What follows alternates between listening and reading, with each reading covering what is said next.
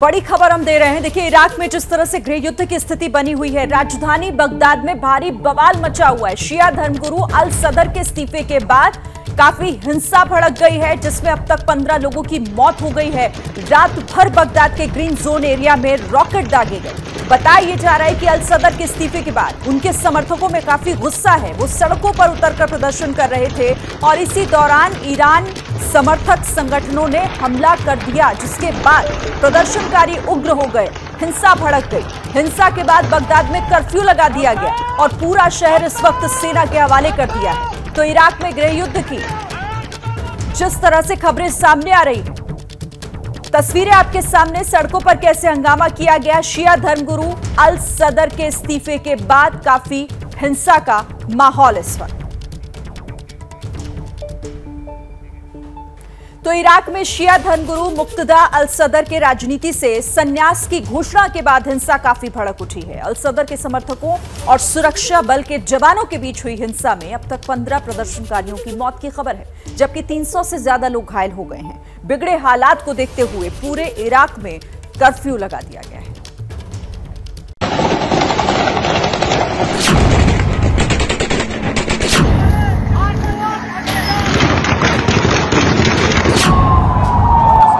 Iraq की राजधानी Baghdad एक बार फिर धधक उठी है।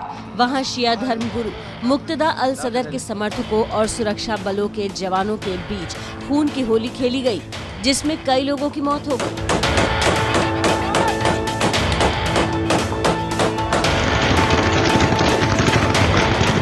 बीती रात बगदाद शहर पूरी तरह युद्ध के मैदान में बदल गया। हर तरफ सिर्फ गोलाबारी की ही आवाज सुनाई देती रही।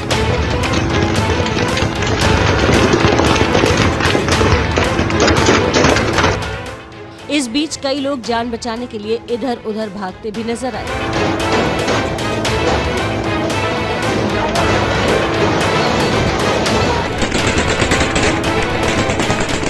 हालात किस कदर बिगड़ गए, इस बात का अंदाजा आप इस तरह लगा सकते हैं कि वहां के राष्ट्रपति भवन और दूसरी सरकारी इमारतों पर रॉकेट से हमले किए गए।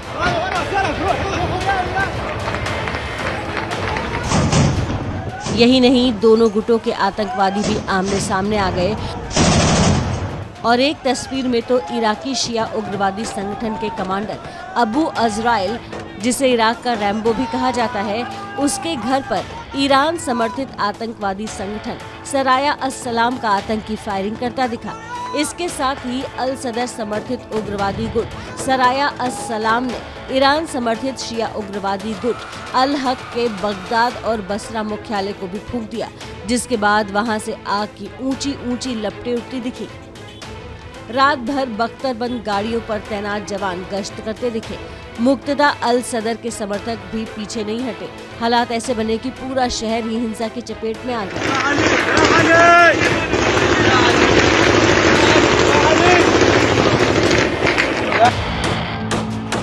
इस तस्वीर को देखिए। बख्तरबंद गाड़ियों की आड़ लेकर सिविल ड्रेस में एक जवान प्रदर्शनकारियों पर अंधाधुंध फायरिंग करता दिखा, जबकि कुछ जवान गाड़ी पर बैठकर खुद को बचाने की कोशिश करते नजर आए। इससे पहले प्रदर्शनकारियों ने पूरे शहर को अपने कब्जे में ले लिया और जगह जगह आगजनी शुरू कर दी। रास्ते जाम कर वहां की संसद को भंग करने की मांग करने लगे।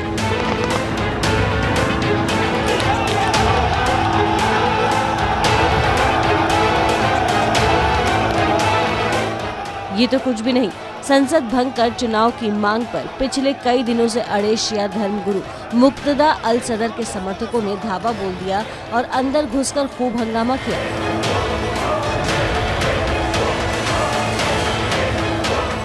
इस दौरान कुछ प्रदर्शनकारी विक्ट्री का साइन भी दिखाते नजर आए। वहीं अल सदर के कुछ समर्थक राष्ट्रपति भवन के अंदर बने स्विमिंग पूल में नहाते भी दिखे। इन तस्वीरों ने हाल ही में श्रीलंका में हुए गृह युद्ध की याद ताजा कर दी।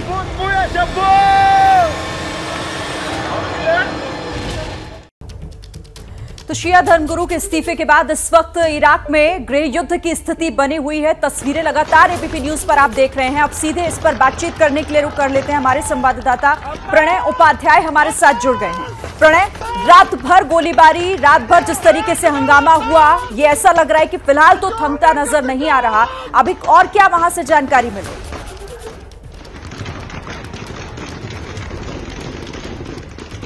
बिल्कुल शिरीन, और अगर मैं मुस्तफा अल खदीमी जो कार्यवाहक प्रधानमंत्री हैं इराक के, उनकी बात को दोहराऊं तो उन्होंने साफ कहा था, कल ही उन्होंने कहा था कि अगर संघर्ष शुरू हुआ इराक में तो वो बरसों तक नहीं थमेगा। इस कदर हालात इस खराब हैं इस समय इराक के, और लगभग वही तस्वीरें इस समय बगदाद ही नहीं इराक के अन्य शहरों की जो सड़कें हैं उनसे साफ नजर आ रही हैं, वहां सामने नजर आ रही हैं। जिस तरीके से राजनीतिक गतिरोध बना हुआ था, अक्टूबर में चुनाव हुए, अक्टूबर 2021 में, और उसके बाद से सरकार नहीं बन पा रही है क्योंकि अल सदर और जो कोऑर्डिनेशन फ्रेमवर्क है, यानी जो दो शिया अलग अलग गुट हैं उनके बीच में राष्ट्रपति अल सुडानी की उम्मीदवारी को लेकर दोनों में मतभेद थे, दोनों में विरोध था, और उसके बाद से गतिरोध लगातार बना हुआ था। उसके बाद जुलाई से पहले इस्तीफे दे दिए थे तमाम अल सदर के सांसदों ने, और उसके बाद जुलाई में 27 जुलाई को जो अल सदर के कार्यकर्ता थे वो इतना ज्यादा फ्रस्ट्रेटेड थे कि वो संसद के अंदर दाखिल हो गए, संसद के अंदर घुस गए। बड़ी मशक्कत के बाद उनको बाहर निकाला गया, लेकिन 1 महीने से लगातार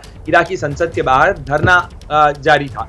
और आप देखें कि हालात किस तरीके से, जो तस्वीरों में हम दिखा रहे हैं, लगातार 15 लोगों की अब तक मौत हो चुकी है, सेना फ्लैग मार्च कर रही है, और एक अव्यवस्था कानून का राज जो है वो पूरी तरह से खत्म हो जाना कहिए। हालांकि वो स्थिति तो इराक के अंदर 2003 के बाद से ही है, और इराक के अंदर अव्यवस्था और वहां की जो सरकार की कमजोरी है वो करीब 1 दशक या कहें कि 2 दशक से भी ज्यादा पुरानी चीज है। और 2016 में भी अल सदर के कार्यकर्ताओं ने संसद के अंदर दाखिल होकर अपना विरोध जताया था, लेकिन अब की बार की स्थिति काफी अलग स्थिति है। अलग स्थिति इसलिए है क्योंकि एक तरफ मुक्तदा अल सदर जो हैं वो अपने राजनीतिक संन्यास की बात कर रहे हैं, उसके बाद उनके समर्थक उग्र होकर सड़कों पर हैं। इसके अलावा जो अल सुडानी या जो दूसरा समूह है, कोऑर्डिनेशन फ्रेमवर्क हैं या कुर्दिश नेशनलिस्ट पार्टी हैं, उनके अलग अलग अपने समर्थक हैं, वो सड़कों के ऊपर हैं, हथियार बेहिसाब लोगों के हाथ में हैं, और यही तस्वीर, यही अव्यवस्था की, यही अराजकता की तस्वीर इस समय इराक से सामने आ रही है। और ये राजनीतिक अस्थिरता का ही सवाल नहीं है, ये राजनीतिक अस्थिरता इस पूरे क्षेत्र के अंदर लंबे समय से बनी हुई है, करीब 2 दशक का वक्त हो गया है, और इस 2 दशक के दौरान यहाँ पर आपसी जो संघर्ष हैं वो भी कई बार देखने को मिले हैं। आईसिस इसी इलाके से खड़ा हुआ था, और उसके बाद आप देखें कि अमेरिका की कार्रवाई के बावजूद अमेरिका का नियंत्रण या उस इराकी सरकार का नियंत्रण केवल बगदाद के ग्रीन जोन में था, लेकिन अब बगदाद का ग्रीन जोन भी टूटता हुआ नजर आ रहा है। तो ऐसे में ये बड़ी चिंता का सवाल इस चीज को लेकर है कि अगर एक लंबे संघर्ष का दौर शुरू हुआ तो 2003 के बाद से जिस तरीके से वहां पर एक व्यवस्था परिवर्तन या एक व्यवस्था लाने की कोशिश की गई थी शिरीन, वो व्यवस्था, वो तमाम कोशिशें तो पूरी तरह धराशायी हो जाएंगी। और दूसरी बात यह है कि सरकार बनाने का रास्ता कैसे निकले, क्योंकि मुस्तफा अल खदीमी ने 2 दिन पहले पिछले हफ्ते ही उन्होंने एक राष्ट्रीय बैठक बुलाई थी। इस बैठक के अंदर कोशिश थी कि एक सहमति बना ली जाए, कोशिश की जाए सभी पार्टीज को एक मंच पर लाके, लेकिन उसका विरोध हुआ। विरोध इस कदर हुआ कि कई पार्टियों ने, यानी मुक्तदा अल सदर की पार्टी से लेके उनके राजनीतिक गुट से लेकर डेमोक्रेटिक कुर्दिश नेशनलिस्ट पार्टी जो है उसने, या कहा जाए कि जो सुन्नी सॉवरेनिटी ग्रुप है, उन तमाम गुटों ने, ऐसे तमाम संगठनों ने इसका विरोध किया, उसका बहिष्कार किया। और ऐसे में यही मुसीबत है, यही समस्या है कि फिलहाल न तो कोई समाधान निकल पा रहा है, न सरकार बन पा रही है, और सड़कों के ऊपर अराजकता ही अराजकता। ठीक है प्रणय, आप लगातार हमारे साथ रहिए, आगे भी इस पर आपसे बातचीत होगी। लेकिन जिस तरह से हिंसा भड़की हुई है, तस्वीरें सामने आ रही है, लग नहीं रहा कि ये फिलहाल थमता हुआ दिखाई दे रहा है। देखिए, बगदाद से भड़की हिंसा की आंच में इराक के कई शहर आ गए हैं। हालांकि खुद मुक्तदा अल सदर धरने पर बैठकर लोगों से हिंसा रोकने की अपील करते रहे, जिसका कोई असर नहीं हुआ।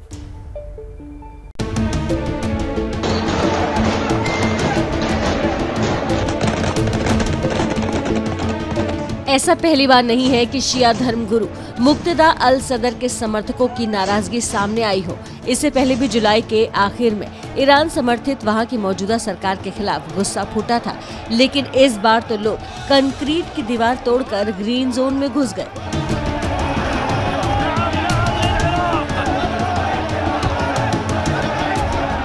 यह हंगामा इसलिए बरपा क्योंकि पिछले 4 हफ्ते से अल सदर के समर्थकों का प्रदर्शन चल रहा था।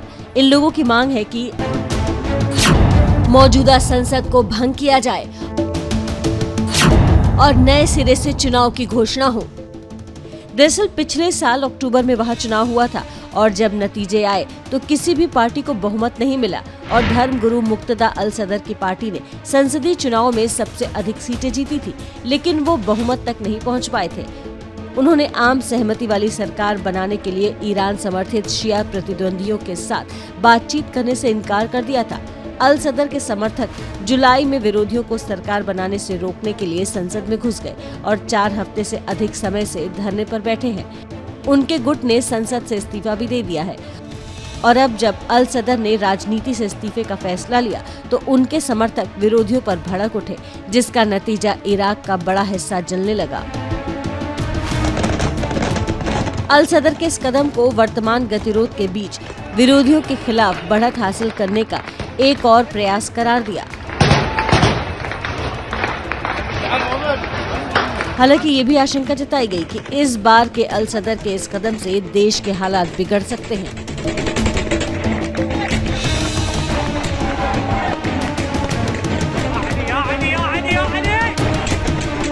जैसे ही घड़ी का काटा दोपहर 2:30 पे आए, बबीता जी का दिल सास बहू साजिश के लिए मचल जाए।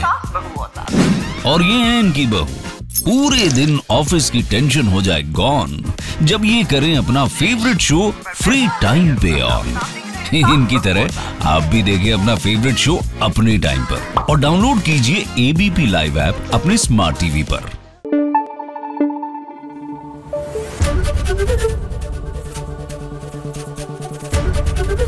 एबीपी न्यूज आपको रखे आगे।